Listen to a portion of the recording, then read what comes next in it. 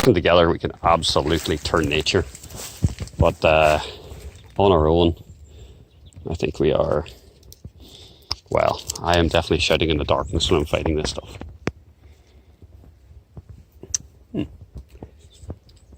So usually, alder are a very robust plant, but this leaf, and many other like it, are seeming a little bit sickly, not so much in that plant. But that's one of the reasons that deciduous trees lose their leaves every year, to reduce that sort of build-up. And they do it in the tropics as well as in these temperate climates. So there is one alder over here that has been stripped of its leaves, but it's only in one spot. So if that was some sort of interesting caterpillar, then we're more than happy to sacrifice a few leaves for something like that. Let's dig this out.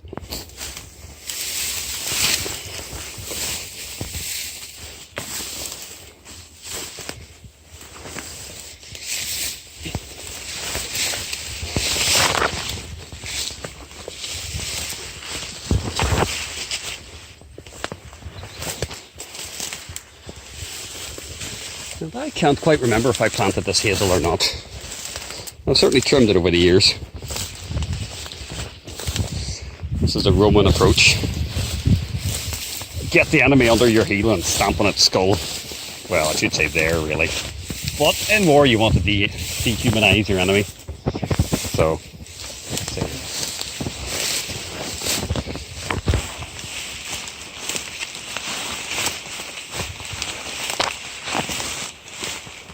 The unfortunate thing, of course, about dehumanizing your enemy is wars end quickly with a treaty. Dehumanizing people, well, that stuff can linger for a generation and end up in things like the Second World War. Well, the Holocaust during the Second World War anyway. We'll want someone to blame. And the people who are to blame, you'd often think that maybe they try to get you to blame someone else rather than them. Divide and conquer, or at least divide and keep control. That happens.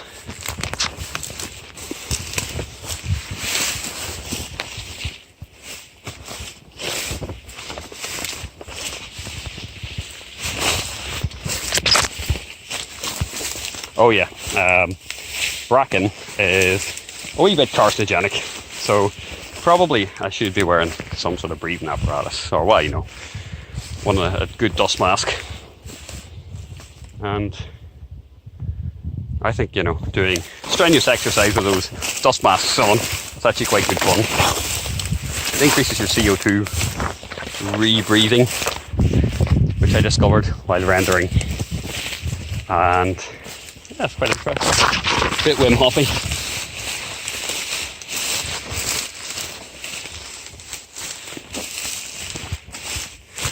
So in theory, once the trees would re-establish themselves, we would still want a healthy amount of meadowland and meadow flower. Most meadow flowers are annuals, so the environmental strategy would be to let these trees grow, suppress the undergrowth, not least in this case of bracken, but also industrial grass, which was my original, I don't want to say enemy in that case, belligerent. And they, but yeah, you let the trees grow, they shade out the understory, then you can cut the trees on a rotating basis in a coppicing manner, and then you get seeding from other plants, and that then can give you a very good healthy mixture of plants and meadowland and stuff without any one particular species becoming overly dominant. So this is good. Look at all this. Yeah, brambles, blackberries. They mixed in with a number of other things, thistles and the likes, and your self-heal, and that is much preferable. Brambles are secondary forest, and woodland will grow up through that, whereas woodland will not necessarily establish itself in bracken, partially because of the incredibly heavy shading, and partially from what I understand from the poisoning of the soil. Whereas I think the likes of brambles do enrich the soil, just from personal experience from digging around underneath bramble patches and the like. But you do see trees, ash and birch and so on, growing up through brambles. So they definitely combine well. It's funny, the little shoots of this tree look very similar to the fronds of the bramble. Where does it end? Where does it end?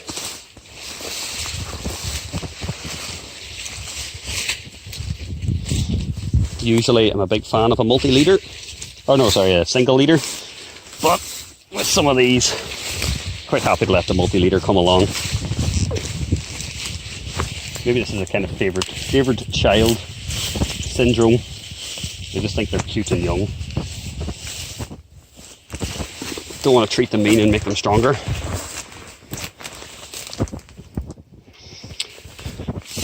But those lower leaves at the minute aren't compromising the plant too much. Although,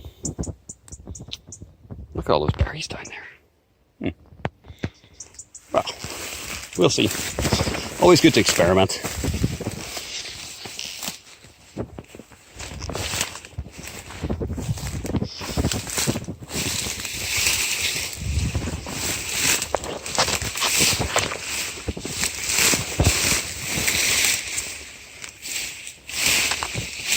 I think there are chemical treatments for bracken as well, which I will consider.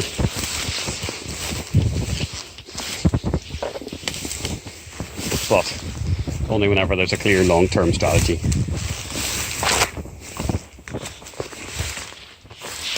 Tactics and strategies. Apparently Nick Clegg described David Cameron as all tactics and no strategies, and I think that's incredibly applicable to many of the politicians we've ended up with. It's just about getting through the next news cycle and forgetting the consequences, which unfortunately can lead to throwing people under the bus, and then once you've achieved your goal, unfortunately there's still a burning fire. So, starting fires to cover up for other fires. What happened to those detention camps? Or send them home? Or, I don't know, other things that I'm sure lefty people do as well. Just can't remember anybody driving through any really good lefty legislation recently, you know. Environmental protection. They're really sticking it up to the right wing, going, haha, look at us. We've just planted 1 million acres of woodland. You can't do anything about it. Because woodland's so much easier to burn down than it is to grow. And once it's gone, sometimes it ain't never coming back. How many of these Grelder roses did I plant? It's nuts. Presents.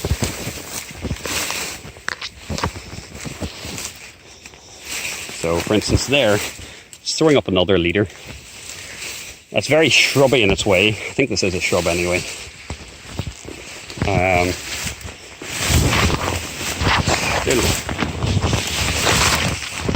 So this is August, and growing season's almost behind us.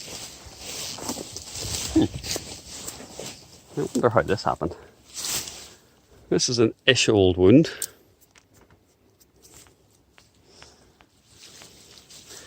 These leaves are still relatively healthy. Right. Sorry, tree. Oh, good. That was pretty healthy.